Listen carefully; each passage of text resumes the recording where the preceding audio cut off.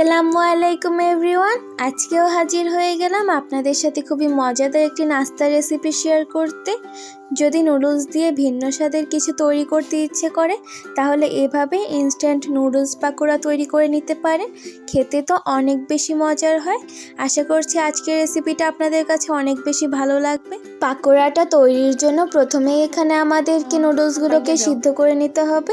তার জন্য একটা প্যানে পরিমাণ মতো পানি দিয়ে দিয়েছি আর তার সাথে নুডলস বারগুলো ভেঙে দিয়ে দিলাম। এখানে কিন্তু যে কোনো ব্র্যান্ডের নুডলস ব্যবহার করা যাবে। এরপরে এখানে যে ইনস্ট্যান্ট মশলাটা থাকে সেটাও সাথে দিয়ে দিলাম। এরপর ঢেকে দিচ্ছি। এর মাঝে আমি 2 থেকে 3 বার এটা মিশিয়েও নিয়েছিলাম। এবারে শেষবারের মতো দেখতেই পাচ্ছেন এটা কিন্তু একেবারে সিদ্ধ হয়ে গিয়েছে। আর এর সাথে যে এক্সট্রা পানিটা আছে সেটা কিন্তু শুকিয়ে নিতে হবে।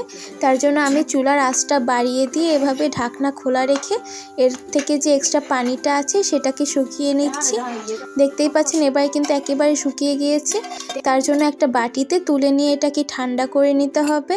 আমি ভালো করে একটু সরিয়ে নিয়ে এটা ঠান্ডা করে নিচ্ছি।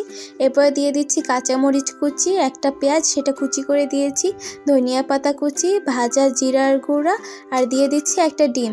আপনারা চাইলে এখানে ডিমের জন্য সামান্য একটু লবণ ব্যবহার করতে পারেন, তবে এ পর্যায়ে লবণটা একটু চেক করে দিবেন কারণ মশলাটায় দেওয়া ছিল। এরপরে আরও 2 টেবিল চামচের মতো চালের গুঁড়া দিয়ে এটা ভালোভাবে মিশিয়ে নিতে হবে। আপনারা চাইলে এখানে কর্নফ্লাওয়ার বা আটাও ব্যবহার করতে পারেন, তবে চালের গুঁড়াটা দিলে এটা বেশি মুচমুচে হয়। এটা কিন্তু একটু বেশি চেপে চেপে মেখে নেবেন না। বেশি চেপে মেখে নিলে এই যে পেঁয়াজটা দিয়েছি সেটা দিয়ে কিন্তু পানি বের হতে থাকবে। তার জন্য হালকা হাতে এটা মিশিয়ে নিতে হবে।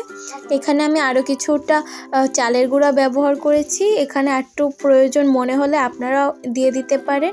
আমি একেবারে ভালো করে এটা মিশিয়ে নিয়েছি। এরপরে অল্প কিছুটা নুডলস নিয়ে এভাবে গোল করে নিচ্ছি। আপনারা যে কোনো শেপে তৈরি করতে পারেন।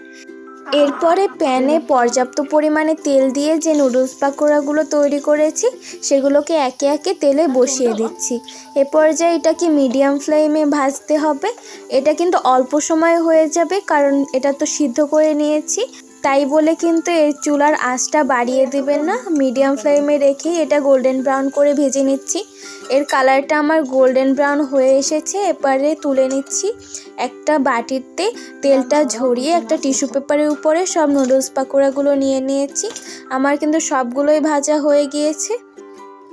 একেবারে অল্প উপকরণে স্বল্প সময়ে নাস্তাটা তৈরি করে ফেলা যায়।